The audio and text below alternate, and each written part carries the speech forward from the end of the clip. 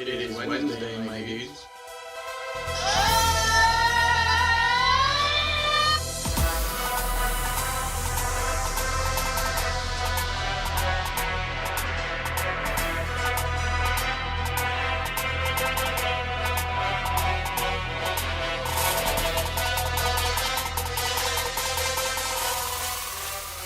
Wednesday, my dudes.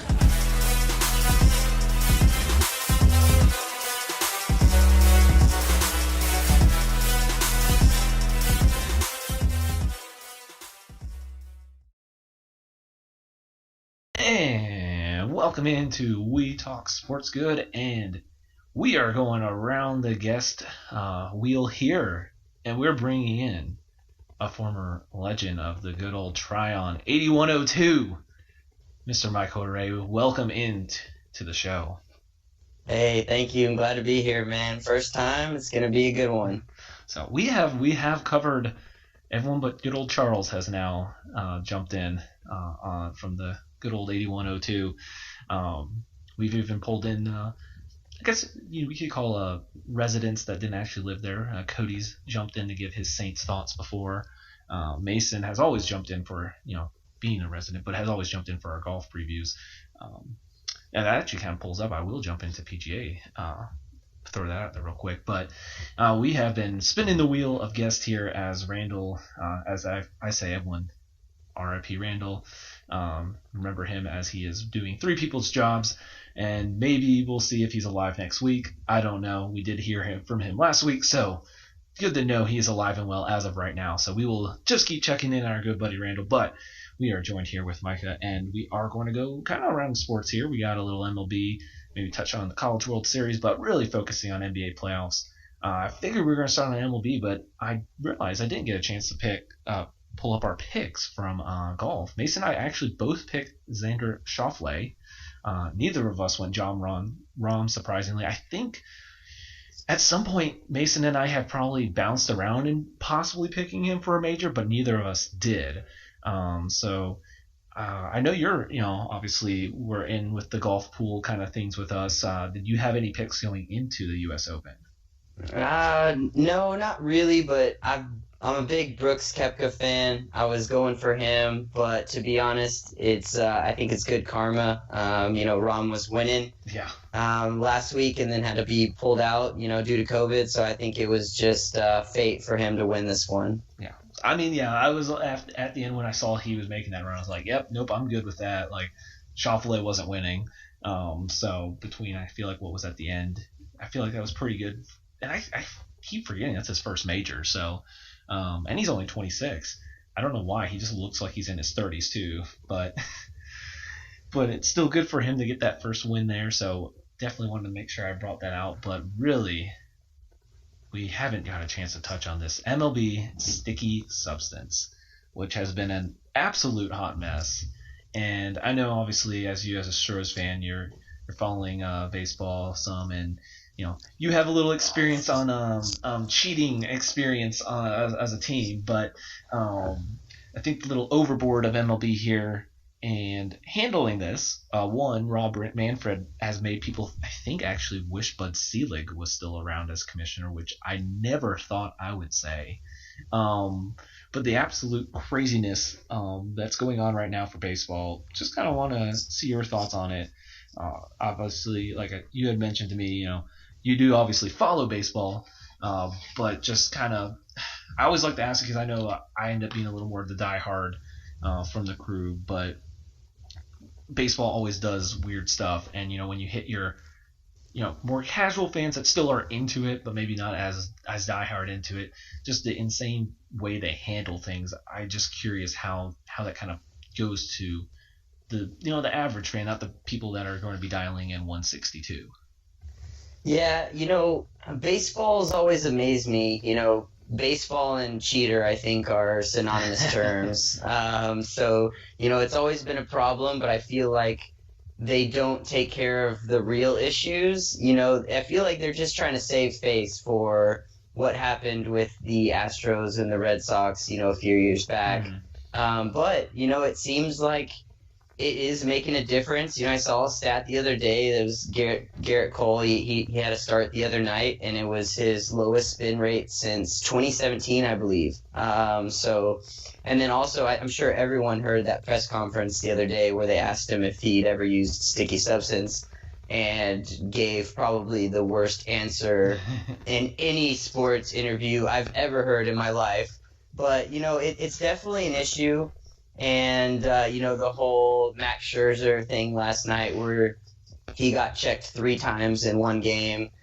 I really hope that they get a handle on it because that's just quite overboard. But I will say it was pretty funny seeing Joe Girardi try to fight Max Scherzer last night and, saying, come on, let's go. And that's one of the funniest things I've ever seen. I think Max Scherzer probably would have, whipped his butt, but I would have liked to see that fight. Maybe we should get them in a boxing ring. These YouTubers are ruling the boxing in the boxing world right now. Maybe we should get Girardi and Max Scherzer in the ring and see how it goes. They can go on the undercard of Koepka and DeChambeau. Yeah, that would be. I would actually buy that pay-per-view. Not gonna lie. I'm trying to sell it. I am trying to sell the Koepka DeChambeau and find some undercards for it. So this will work perfect. I think. You had mentioned it. Baseball and cheating. Look anywhere and it's shoot. I was told in high school it's not cheating if you don't get caught. Literally our high school baseball team. So it's baseball. But it's always like where do you draw the line? And at this point it's like I think a lot of even former hitters and current hitters have even said like I want the pitchers to have some extra control because I don't know if everyone realizes, but those MLB balls, like when you play as a kid or just buy the cheap ones just to throw around, like the seams, how kind of much they pop out. Like the MLB baseballs, they're not there. I don't think people realize how slick those really are and how they're made. So like there does need to be some sort of, and that's why there's the rosin, I guess I should say, but the rosin and sunscreen, I feel like people have been actually for that, even hitters. The just a little extra grip. It's not that spider tack, I think, with the biggest issue that's where basically I don't know if you've seen where they put it on and hold the baseball without even closing their hand and it's just sticking to their palm. So there needs to be some sort, and we knew about this 5 months ago. And we're now just trying to handle it. Mid-season is just, I think, an embarrassing look. I don't know if you mentioned Joe Girardi and Scherzer. We're going to have to limit then the manager because they can go out every inning and say, I want him checked. And how ridiculous, and when we talk about baseball being too slow, is that? And then you have, I don't know if you saw, did you see Sergio Romo last night for the A's? No, I didn't. He's coming off, and I think it was just more of like a routine check. He comes off the mound, tosses his glove to the umpire, throws his bell on the ground, and drops pants. Like, he's making a mockery of it. He purposely sees that the umpire's about to ask him, so he throws his belt and just straight drops his pants halfway down. And it's just a terrible and embarrassing look for baseball. Yeah, and I will say, to kind of go on the other side of that, because, what's sports talk radio without a couple differing opinions. But, there was the most no-hitters thrown before the month of May, I believe, or by the month of May this year. And, not as a big sports fan, or big baseball fan, I'm a huge sports fan. But, most of those guys throwing no-hitters were no names. Yeah. And so, you got to believe that had something to do with it. With these absolute just journeyman pitchers throwing no-hitters left and right. And so, I get where you're coming from as a hitter. You want them to have a little bit more control. But at the same time, when you're having, these journeyman pitchers throwing no-hitters, on a weekly basis, I do agree there has to be something done. But at the same time, the way that they're doing it is not right. And I feel like that's always been a staple of baseball, is they never handle the problems right. But and it is what it is. But yeah, I mean, it's definitely interesting to follow along with, and like you said, as an Astros fan, I'll take blame for our cheating. It was fun winning the World Series. I won't disagree with that. It was a heck of a run, and who doesn't like seeing the Dodgers lose? But yeah, I don't know. Baseball, they need to get a grip on how they handle these things, because it like you said, it is a very, very bad look with how they're handling everything right now. Yeah, and you're right. Yeah, I was gonna say the last thing I will throw out there and to get your thoughts is I heard someone bring this up for the second part. The first part is you're right. Yeah, historically lows for offense for the first couple months, and that's not going to pull in the casual fan. What the second part was, someone said that really handle it is, there needs to be, obviously, this should have came before the season or spring training. You don't do such a rash move during the year, but here's what you can have, here's what you can't have. Clear it out and do the checks. Do one check for the starting pitcher in the dugout before the game. Obviously there's time for them to put it on before, between innings. That's, that would happen. But MLB is always monitoring every game, and they have all the fancy technology now. And as you mentioned, the spin rate being, what was the biggest indicator. We saw crazy high spin rates. We now are seeing them come down since this has been in past.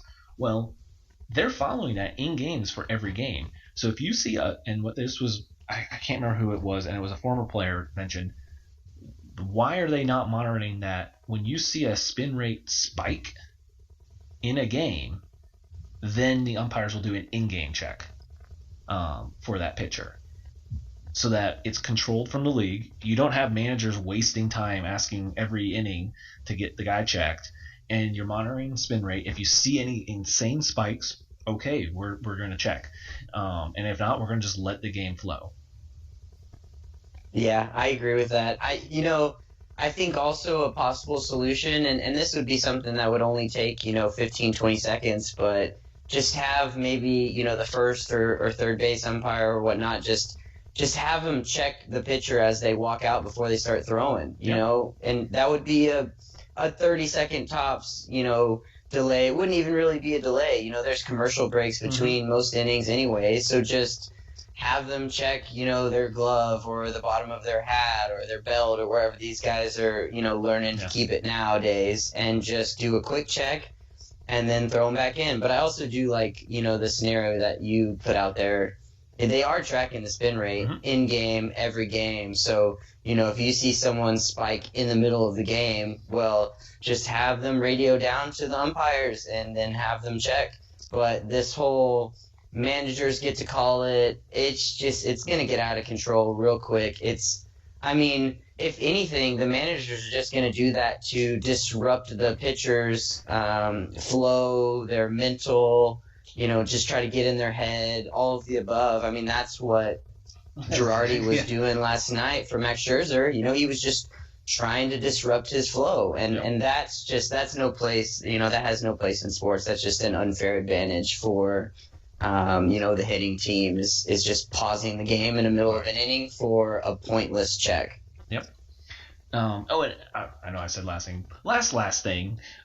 Someone else mentioned this, and this makes sense too, and I would do it in addition, is if you're going to put a foreign substance that's illegal, you're not going to put it, visible. So if you see a guy on, at headquarters constantly going to under his hat, in his belt, in his glove, then yeah, if you see him constantly doing that, like if the guys that just put the rosin or sunscreen on their arms, that's fine, let them be. If they're constantly touching that, that's fine. But when you see him going to a hidden location, then another time the radio down, hey, you need to check him. I see him constantly going inside the glove where you can't see.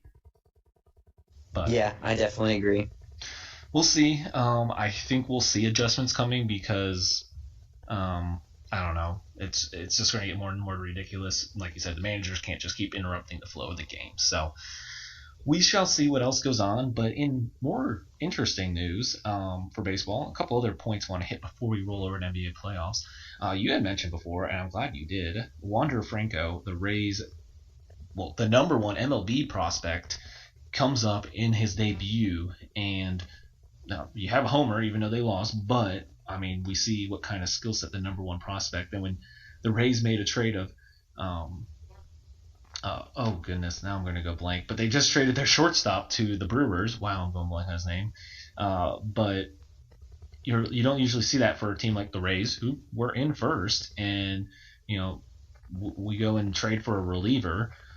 But everyone knows, well, they have Wander Franco, who I wish I saw it, but his minor league stats were insane. So it was basically he's getting called up any point. He's only 20, so at the same point, like, I get you don't want to rush the number one prospect and ruin his confidence at all. But nope, here he comes, and it was Willy Adames, a good young player, but doesn't matter when you have Wander Franco, and I know you saw it. So we have this line of young stars, and we just have another one coming here right now in Franco. Yeah, it kind of reminds me of the hype behind Soto whenever he came out. Just an absolute monster at the plate, and I listened to an interview from the A's manager, and he was saying that Franco's going to play third base, shortstop, and second. He's got power at the plate. He's got a good batting average. I mean, he hit a home run. He hit a double. He walked. And, those kind of players, those are the players that make baseball popular. Your Mike Trout's, like, if he turns out to be one of those players, I'm not an Angels fan, but I will tune in to watch Mike Trout because he's, the best baseball player of my generation. So, I can just hope that, like you said, his confidence does get shaken and that he can perform at a high level for a long time, because that's what makes baseball exciting. I mean, you got your Ronald Acuna. Those guys are the guys that are going to get the fans back into baseball if we can just kind of control, this negative publicity behind the spin rates and the cheating and all that kind of stuff, because those are the transcendent players that will get your casual fans to start watching the sport. Yes, absolutely. And he was batting like over 300, 7 home runs, almost the same amount of walks as strikeouts in AAA at 20. So, like you had mentioned, he is currently playing a lot of positions, so it just fits into the Rays kind of thing. A great player, they'll move him around and it'll work. Another kind of mentioning, we're seeing some of these all-time greats. I mean, Jacob deGrom is having a all-time of all-time seasons already in June. He is 7-2. I don't even understand how he has 2 losses with a .5 ERA. Yeah, it's absolutely 5. Incredible. I think I saw something the other day that it was maybe 20 starts, and I could be wrong on that, with, allowing less than 2 runs. So I don't even know how he has 2 losses. Like you said, that's the offense's fault right there. I mean, that's the Mutts. So I don't know what you do there. And excuse my bad pun, but the Mets are so historically bad. But yeah, Jacob deGrom, man, that guy is an absolute freak of nature, and he's dealing with shoulder issues at the moment too. So doing what he's doing, injured, and having, one of the greatest, if not the greatest season of all time for a pitcher, I mean, that's just absolutely incredible. I tune in anytime he pitches just because it's a masterpiece in the work. Yeah, his 2 losses, you want to talk about the terrible run support? One time he went 8 innings and allowed 1 run and got a loss. And then he went 6 innings, allowed 1 run, and got a loss. Yeah, that Mutts. And just insane. He has allowed, because there's some unearned runs in there. So I think it's he's allowed 4 runs. Yeah, 4 earned runs. As a batter, I don't know if you had saw that. As a batter, he's has 5, I think. Yeah, I did see that. He has 4 RBIs. 6. There it is. Yep, 6. He has more RBIs than he's allowed runs. Yeah, you just do not see that. You do not see that. It's absolutely incredible. I can't believe it. It's not even it's not even close to something that's been done like this. And he's been 407 in the part to those RBIs. He's always been a good hitting pitcher, but I know that will come down, but he's batting .407. He's only allowed 4 runs, has 6 R. It's just, I just don't even understand. So, yeah, Jacob deGrom, like you said, gotta tune into any of his starts. So, I want to throw one more story out there for you. All right. And then we'll move to basketball to wrap up. I don't know. Have you seen anything on Ben Zobrist? I know I'm throwing this as a curveball. Yes, no. I did. I saw it. So, yeah, he sued the pastor of the church that they were attending because his wife and the pastor were having an affair. And apparently, he had to miss part of the 2019 season to go to marriage counseling because his wife was boning their pastor. They were having he took the year off to fix his marriage, who then finds out that he's fixing his marriage with this counselor, his pastor, who's the one that his wife's sleeping with. And to top it off, the pastor was defrauding Zobrist's charity. All-time scumbag right there. That's got to be up in the list of all-time scumbag moves. When I saw that story, I was just flabbergasted. Sometimes you have those occasional pastors that do some really crappy things, but this has got to be one on the top of the all-time list that I've ever seen by far. Rough to read, and then it just kept getting worse as it came out. So, I had to bring it up. I feel bad. I hope you win, Ben. Win that lawsuit. Yeah, get that money. That's just. Get that money and then get a new wife. Yeah, yeah. So, in positive news, we'll go to some NBA playoffs going on, which is. Who would have thought these are your 4 teams? I think maybe 2 of the 4, Clippers and Bucks, we maybe predict here at the beginning of the year. We got Clippers, Suns, and then Bucks and Hawks. I feel bad. I think I've kind of cursed the East. Last week, I had mentioned at the time, I was like, I thought I said something about, we're going to see Nets and 76ers, and they were, I think, either both up at the time. I think I said it when the 76ers were up in their like that 26-point lead that they blew. And then I said that after the Nets took the lead in the series, and then they both just completely botched it. So sorry for both of those guys that I cursed you guys for the East. I am, however, happy that I was pushing Suns in 4, dude, and that still went Suns in 4, so I'm pumped about that. Maybe we see Suns in 4 again. But the Valley Oop, as I don't know if you saw that they're calling it last night.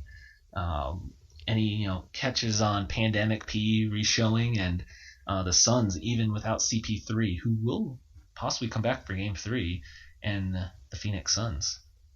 Yeah, that game was absolutely incredible, and I know he also has the nickname Playoff P, but did not live up to that. I was seeing flashbacks of Ben Simmons last night when he was at the line. I mean, if you're that caliber of a player, I mean, you cannot miss both of those free throws. You just absolutely cannot. I mean, you make one of them and that game goes to overtime and who knows what happens, but to be a max contract player and to miss both of those free throws under 10 seconds, I mean, you have the chance to steal a game from the number 1 seed in the West, without Chris Paul. I mean, you got to win at least one of those games without Chris Paul. I mean, I know that they don't have Kawhi, but they were in position to win that game. And, I mean, that's going to go down as a blunder on his career probably forever. Yeah. I mean, like you said, yeah. I mean, you're, 90% probably not getting probably even lowballing that, not getting Kawhi back for the series. And CP3 is coming back. You can't miss. This isn't the other 2 series where you go down 2-0 and, okay, there's a chance you come back. Like, this isn't, Luka and the Scrubs. This isn't, the Hurts Jazz, who felt like every other player was going down with an injury. Like, this is it's still a really solid team with CP3 will be back. Yeah, I don't know, man. I don't see the Clippers winning the series.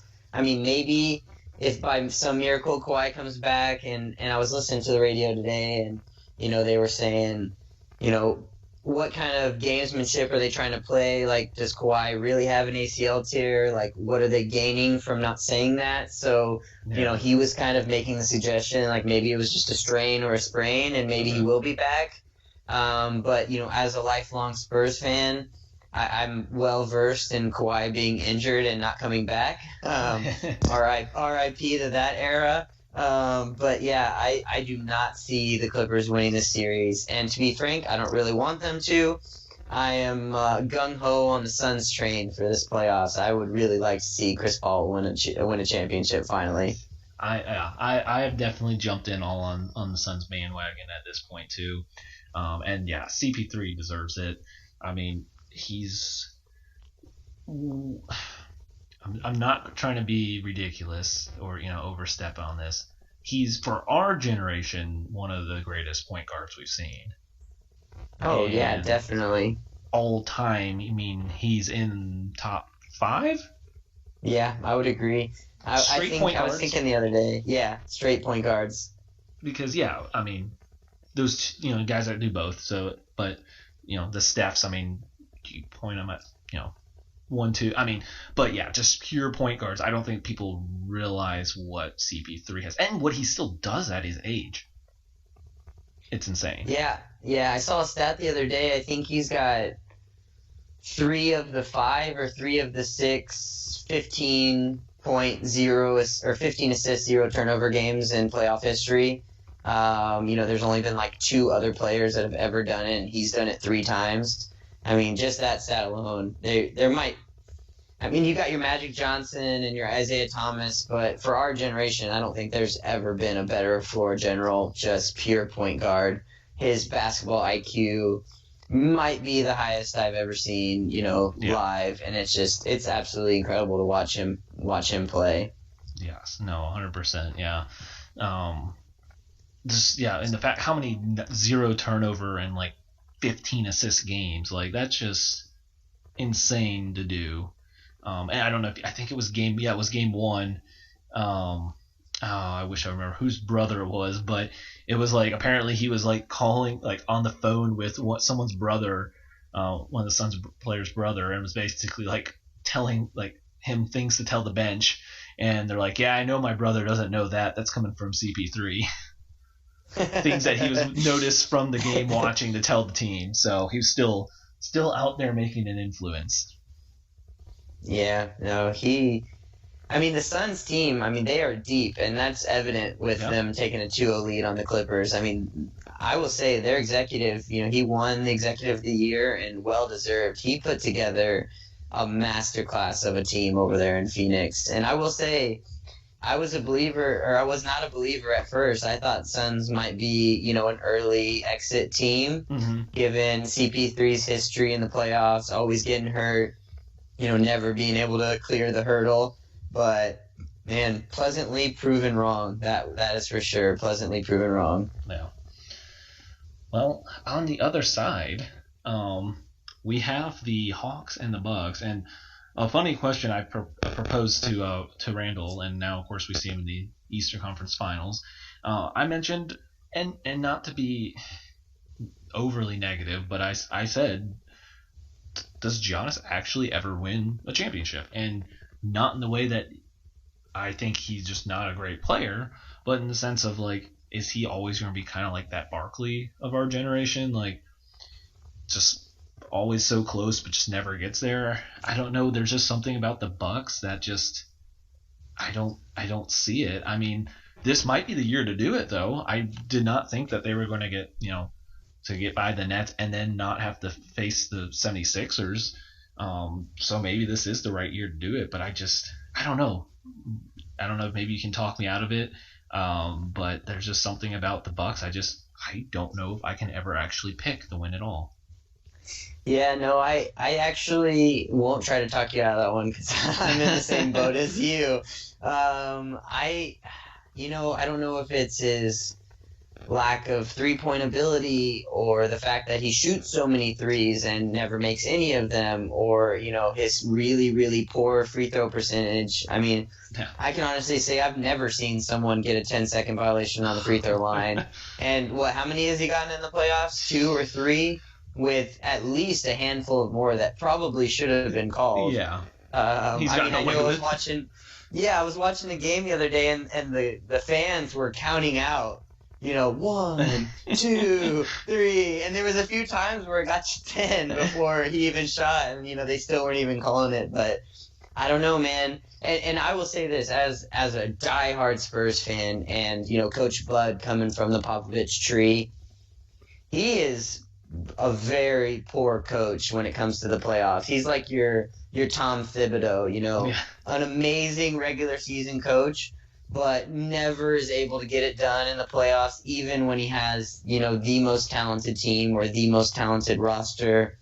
Just doesn't seem like he can make those series adjustments or those in-game adjustments. And, maybe it's Giannis, and maybe he just doesn't have that killer instinct of taking over the games and being able to make that happen. But I don't know. I was thinking, Coach Bud, if they would have lost that series to the Nets, I think he would have been fired. Yeah. I believe that wholeheartedly. So I don't know. Maybe they get through. I think they've got the easiest matchup in the finals. I think the Hawks have been, your kind of Cinderella team for the playoffs so far. It's been incredibly fun to watch them. No one likes the Knicks, so I was really happy for them to knock off the Knicks. And then extremely happy to watch them knock off the Sixers. And, Game 5 and Game 6, where I think they were the only team in NBA history to come back 2 times from an 18 or 16 point deficit in one series. I don't know if that speaks volume for the Hawks or, speaks lack of volume for the Sixers.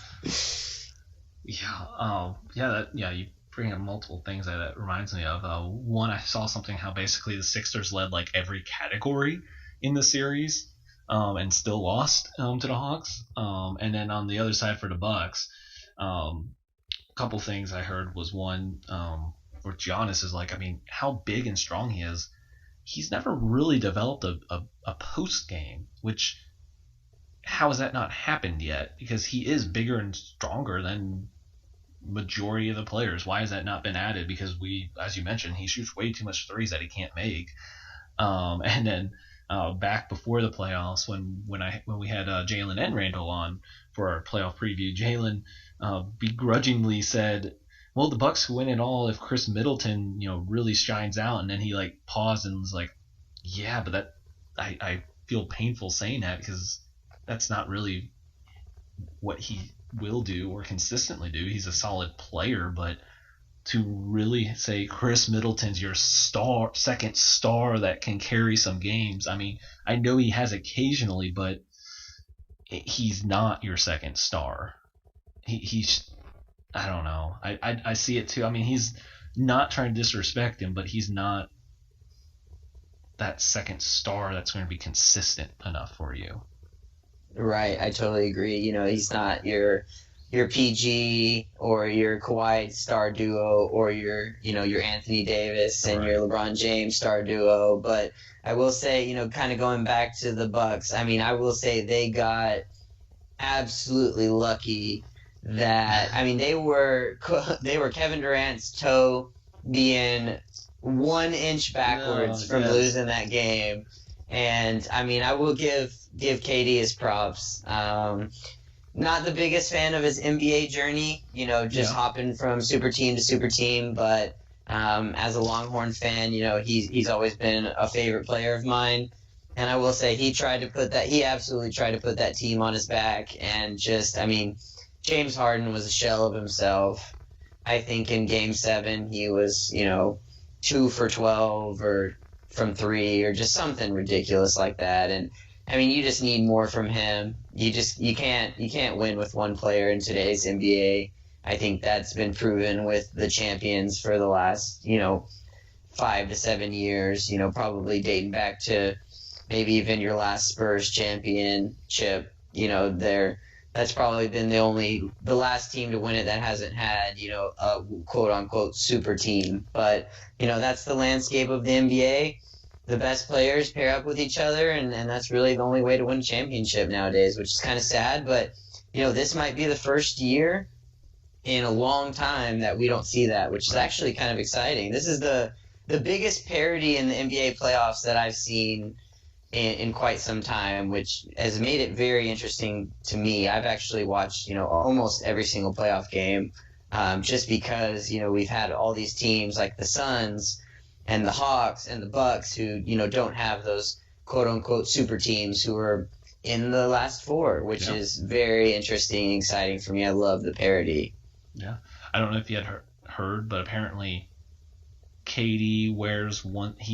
For him, he feels it's more comfortable to wear one size bigger basketball shoe. Yeah. And people are saying if he wears his actual shoe size, he hits a three. Yeah, no, I know. I heard someone say the other day, they were like, I wonder if KD is going to contemplate going back down to a size 17 when he plays in games now. And I was like, oh man, that's got a tax on your mind. But right. I'll give it to KD. That was an amazing shot, and I'm pretty sure he played 48 minutes for the last two or maybe even the last three games of that season. Or that series. So coming from an Achilles tear, first year back, playing 48 minutes for, 2-3 consecutive games, I think respect was due for the performance. And I think it was Game 5 where he was the first person to ever have a 45-point, 15 rebound, and 10 assist triple-double in the playoff history. Yeah. So, you got to give him props where props are due. The Nets, they've been decimated by injury all year, but I can't say that I'm sad. Right. Going into the playoffs, they were really the only team I didn't want to win. Well, maybe the Lakers too. But, Lakers and Nets, those were the two teams that I was like, anyone else can win but them and I'll be happy. And so I guess I got my wish, but sad to see it, due to injuries and not just, the other team outperforming them. Right. Well, I will ask you one more question before we get out of here. What is your thoughts on the Mavs situation? Oh, man. I mean, I've always had a deep respect for Mark Cuban, as an owner. I think he does a very fantastic job. But just the turmoil, the fact that he's given a ex-professional sports gambler pretty much full reins to the franchise, forced, Don Nelson's son out, who's been with the team for 20 plus years, and then now Rick Carlisle's out. I read a story that was saying that guy, I can't think of his name, but crypto guy. Keep calling him. Yeah, he had say on their starting lineups, which that is just absolutely mind blowing to me. And then everyone knows Kristaps Porzingis is not worth a flying damn, for lack of a better word. And just goodness gracious, you can't have that. You can't have that guy on a max contract and do what he did. In Game 7, even the whole series, taken to the Clippers to 7 games, that was an incredible feat. But like you said earlier, Luka and the scrubs, it was all Luka, all series. And, you got to get him out of there. I think the fans are frustrated with him. I think he's frustrated being there, which I don't really know where he has room to be frustrated because he's just been absolutely awful. Right. But, I will say I'm a diehard Spurs fan, so I've been taught to hate the Mavs.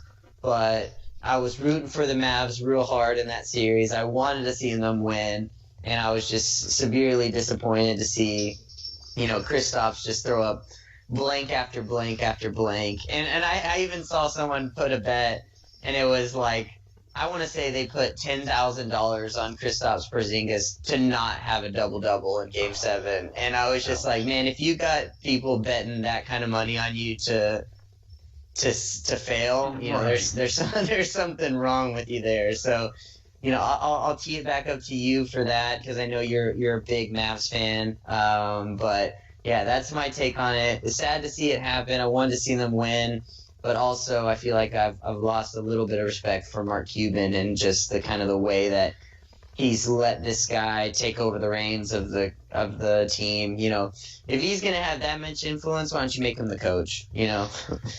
So. Yeah, it's kind of scary how much he does. I think he's got to go too. I think it's got to be everyone out at this point and re-go. I feel like, it wasn't handled the right way, but I think they did need to kind of restart on the office because as rough as it is, they both, Donnie and Carlisle have been there a long time, and apparently Carlisle and Luka weren't really always getting along the best. And he did win the Mavs a championship, and that was a while ago. I think they just needed – it's just one of those, I think they needed a fresh coaching change just for both of them to help each other there, but it just went in a very poor way. And, the crypto dude needs out. That, he cannot have that much influence. He just does not need to be there. And, for Donnie, I think – once again, I think it could have been handled differently, but he's called this European guru. He got Dirk and Luka, which is great, but did he really have that great of picks other than those two? Right. He didn't even get Dirk. That was, I don't think that was even him. I think that might have been. I can't remember if that crossed it. But anyways, even if it was, he hits 2 in 20 years. Is that really that great of a GM? Yeah, no, I'll agree with you there. And I will ask you this question. Who would you want to see as the new coach, and who do you think that they're going to hire as their new coach? I don't know who I want to see. Or I guess I would lean, I'm going blank on his name. The assistant, I think, would be the best option. Their in-house assistant that apparently is a huge favorite of Luka and players that you want to keep on the roster still, the core that you want to keep.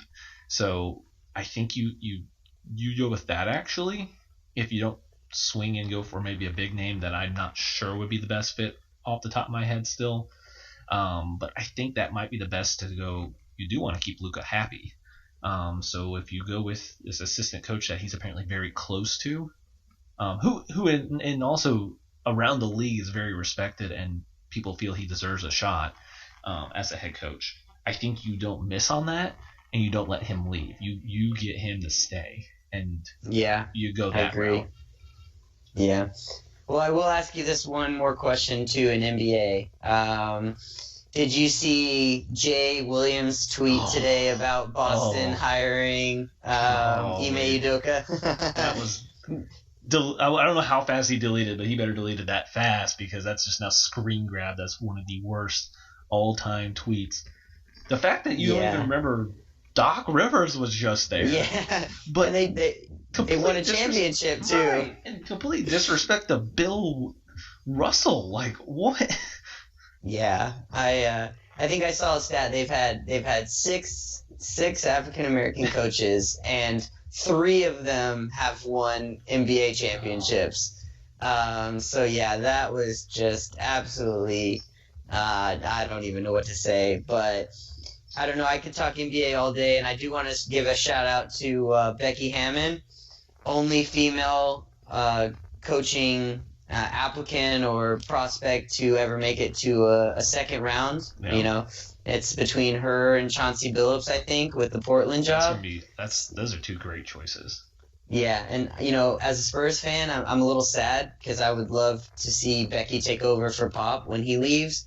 But if it's her time to shine, I wish her all the best. I think she's an absolute brilliant mind, and there's probably no one better to learn under than maybe Phil Jackson besides Coach Pop. Yeah. So very well said. But yeah, I will say last thing before I sign off. Hook 'em horns, baby! College World Series. Man. Let's go! We're fighting for our lives right now, but we're in elimination games for here on out till you get to the end. But let's go, baby! Hook 'em horns. Well, let's hope. I'll shoot. My other pick is I had Vanderbilt over UT, so not looking great for either. But hopefully they can both just win out and have a great final series. Yeah, well, that Stanford Vanderbilt game, it's 5-4 right now. Stanford's winning, so hopefully Vandy can pull it out. It's close. I'll definitely be following the end here. So, well, thanks for jumping on here. And for all y'all out there, you might be hearing some more Micah coming up here this summer. So stay tuned. Thank you for joining us, and have a great rest of your night.